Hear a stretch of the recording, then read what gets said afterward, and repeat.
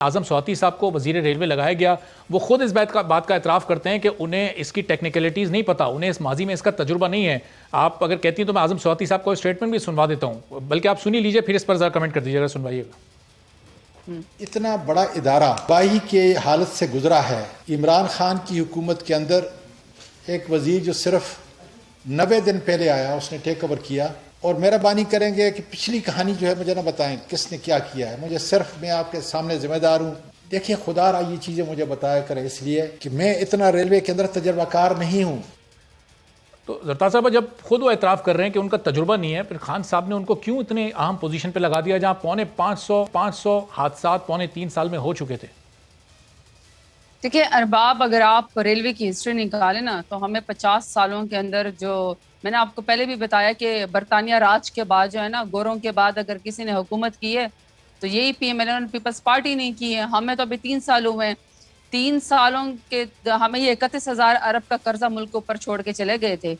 پھر اسی طرح کی جو اسٹیٹ اونڈ انٹرپرائزز ہیں ان کو یہ لوگ جو ہے وہ اس کا خون چوس کر اور اداروں کو تباہ و برباد کر کے چلے گئے تھے۔ اگر آپ ریلوے کی ہسٹری کو ابھی بھی اس کے بکس اٹھا لیں نا تو آپ کو پتہ چلے گا کہ 2 ٹریلین کا لاس سے دے کر گئے تھے۔ 2 ٹریلین کا مطلب ہے 2,000 ارب کا قرضہ یہ لاس چڑھا کے چلے گئے تھے، اور 30 سے 40 ارب سالانہ اس کا لاس ہے۔ اس کے پینشنرز کی اور ان کی تنخواہیں پوری نہیں ہوتی ہیں۔ پھر جو وزیر آج ان کا پریس کانفرنس کر رہا تھا، ان کا ایکس وزیر جو پاکستان کی حکومت کے اوپر، موجودہ حکومت کے اوپر الزام لگا رہا تھا، 350 سے زیادہ جو ہے اس کے اپنے دور حکومت میں جب وہ منسٹر تھا حادثات ہو چکے تھے، اور وہ ایک نیب زدہ ہے جس کے اوپر لوکوموٹیو کا خود ریلوے کے اوپر جو ہے اس کے اوپر کیس چل رہا ہے کہ اس نے گورنر فراڈ کیا۔ وہ لوکوموٹیو جس کے پیسے بھی دے دیے گئے، جس کی فنڈنگ بھی حکومت کے پیسے سے نکال دی گئی، اور لوکوموٹیو ہیں بھی نہیں، تو ان کے منہ سے تو یہ بات اس لیے اچھی نہیں لگتی۔ اسی پریس کانفرنس میں انہوں نے کہا کہ وہ لوکوموٹیوز تو وہی لوکوموٹیوز ہیں جو آج تک چل رہے ہیں، آپ لوگوں نے اس کے بعد مزید کوئی خریداری نہیں کی ہے؟ نہیں، چل تو خیر برطانیہ راج والی چل رہے ہیں جو گورے چھوڑ کے چلے گئے تھے، ان کے تو جو چل رہے ہیں نا۔ آج اگر وزیر موصوف صاحب پچھلے والے خواجہ سعد رفیق صاحب اگر اپنے آقاؤں کے بارے میں بھی کوئی پریس کانفرنس کر دیتے نا، کچھ بتا دیتے کہ یہ جو 31,000 ارب کا قرضہ چڑھا کے چلے گئے ریلوے کو، اور مطلب اتفاق فاؤنڈری چلتا ہے، ریلوے اپنا کیا کہتے ہیں اسٹیل مل نہیں چلتی ہے، ایئر بلو ان کی چل جاتی ہے، پی آئی اے نہیں چلتی۔ ریلوے کا جو ترقیاتی بجٹ تھا اس میں بھی آپ لوگوں نے ایک بڑی کمی کی، انہوں نے اس پریس کانفرنس میں بھی بتایا کہ 40 ارب ان کے دور میں ترقیاتی بجٹ ہوا کرتا تھا، جس کو آپ لوگ 16 پہ لے گئے، اور اب اس سال وہ 24-25 ارب آپ نے دوبارہ بڑھا کر دیا ہے، تو یہ تقریباً 40 سے 50% آپ نے اس میں بھی کمی کی ہے، جس کی وجہ سے حادثات ہو رہے ہیں۔ پتہ کہ ارباب، ہمیں چیزوں کو مکس نہیں کرنا چاہیے۔ اگر آپ ریلوے کی ہسٹری اٹھا کے پڑھیں نا تو ریلوے کی ہسٹری کے علاوہ ہم سب جتنے بھی گورنمنٹ کے آفیشلز ہیں، پرائم منسٹر ہاؤس سمیت اور ہماری آرمی سمیت، سب نے اپنا بجٹ کم کیا، اور اس بجٹ میں جو ہم نے کم کیا نا، کسی نے اس میں ڈیولپمنٹ کا بجٹ کہیں پر بھی کم نہیں ہوا۔ اس میں لگژری جو ہے نا، یہ جو انٹرٹینمنٹ فنڈ ہوتا ہے وہ کم ہوئے ہیں۔ تو ریلوے میں جو اس کا فنڈ ہے نا ڈیولپمنٹ کا یا مینٹیننس کا، وہ کہیں پر بھی کم نہیں ہوا۔ اگر کہیں پر کہیں کٹ لگا ہوا ہوگا کرونا کی وجہ سے، یا عوام کو جو 260 ارب کا ریلیف دیا پرائم منسٹر عمران خان نے، وہ پینڈیمک سے ساری دنیا لڑ رہی تھی، وہ ڈیولپمنٹ کو کہیں پر بھی کٹ لگا کے نہیں کیا گیا۔ وہ لگژری جو تھی، یہ جو انٹرٹینمنٹ فنڈ تھے، یہ جو ان لوگوں کے جیبوں میں، یا جو 5 یہ لوگ اپنے کیمپ ہاؤسز چلایا کرتے تھے، اس میں کٹ لگا ہوا ہے۔ ڈیولپمنٹ کے یا مینٹیننس کے بجٹ میں کہیں پر بھی کٹ نہیں لگا۔ لیکن آپ نے اعظم خان سواتی کی بات کی، آپ نے کہا نا کہ اگر جب ایک محکمہ ہمیں 2,000 ارب کے لاس سے ملا ہو، ایک محکمہ کے اوپر بھرتیاں کی گئی ہوں غلط، ایک محکمے کو آج تک مینٹین نہ کیا گیا ہو، 550 سے زیادہ اس کے سالانہ، آپ نے خود ہی تو پورا انٹرو دیا کہ اس کے حادثات ہوتے ہوں، تو وہ اعظم خان سواتی کو کیوں دیا؟ دیکھیے میں آپ کے بات بتاؤں، پاکستان میں جب لوگ الیکٹ ہو کر آتے ہیں، جب وہ پارلیمنٹ کا حصہ بنتے تو 80 ہزار ایک لاکھ ووٹ لے کر آتے، وہ اپنے حلقے کے مسائل کو سمجھتے ہیں۔ گورنمنٹ کا ویژن ہونا چاہیے، گورنمنٹ کی ایک سٹینڈنگ ہوتی ہے کہ گورنمنٹ کس راہ پہ چلتی ہے۔ گورنمنٹ کا اگر ویژن یہ ہے کہ ہم نے ریاست مدینہ کی کوشش کرنی ہے، ہم نے احساس پیکج کے تحت لوگوں کو وہ دینا ہے، ریلیف دینا ہے، اگر گورنمنٹ کی کوشش یہ ہے کہ ہم نے ML1 بنانا ہے، سی پیک کے تھرو ہم نے یہاں پہ اپنی ٹرینوں کو صحیح کرنا ہے، اگر گورنمنٹ کی کوشش ہے کہ ہم نے جعلی جو فراڈ والے پائلٹ ہیں ان کو نکال کے PIA کو ٹھیک کرنا ہے، اگر گورنمنٹ کی کوشش یہ ہے کہ ہم نے پل کے بجائے جو ہے یا موٹر ویز کے بجائے ہم نے اگر ہیومن کیپٹل انویسٹڈ کر کے ان کو 7,20,000 انصاف صحت کارڈ کے تحت دینے ہیں یا جوان پروگرام کے دینے ہیں تو پھر تو گورنمنٹ ٹھیک راہ پہ چلنی ہے. لیکن اگر آپ کی کوشش یہ ہو کہ آپ کا ایکس جو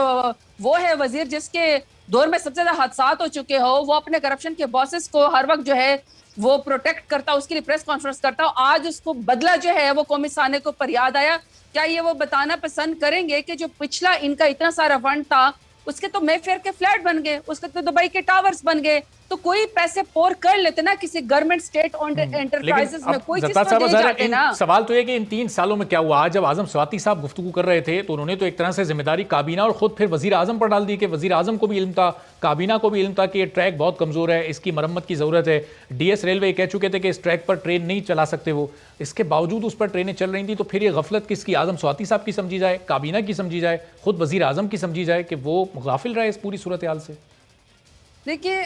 ارباب, ہر چیز کی ڈفرینٹ کونوٹیشن ہوتی ہے. جو اسٹیٹ اون انٹرپرائزز ہوتے ہیں نا, جیسے پی آئی اے ہے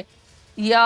اسٹیل مل ہے یا ریلوے ہے یا پاکستان پوسٹ ہے, یہ جتنے بھی اسٹیٹ کے ادارے ہوتے ہیں نا, یہ جو پاکستان کے ساتھ ہی بنا دیے گئے تھے, ان کے ساتھ لوگوں کی محبت, لوگوں کی اونرشپ اور جو اس کے امپلائیز جو ہے جن کی عمریں اس ادارے کو دینے میں لگ جاتی ہیں, جب اس کو لوٹ کے سوٹ کے پچھلے حکمران لے گئے ہو تو اس کی ذمہ داری تو اس ادارے پہ تو نہیں ڈال دی جاتی ہے. جب اس ادارے کو آپ بند کرنا چاہتے ہیں یا اس ادارے کو آپ پرائیویٹ کسی اس کو دینا چاہتے ہیں یا پرائیویٹائزیشن میں جانا چاہتے ہیں یا آپ اس کے حصے بیچنا چاہتے ہیں, تو اس کی کونوٹیشن ڈفرینٹ ہوتی ہے. لیکن جو اس کی ریالٹی ہوتی ہے کہ پی آئی اے میں کتنا لاس یہ ہمیں دے کر گئے تھے, ریلوے میں کتنا ہمیں دے کر گئے تھے, سوئی گیس بھی کتنا دے کر گئے تھے, وابڈا میں کتنا دے کر گئے تھے, یا اسٹیل مل میں کتنا دے کر گئے تھے لاس,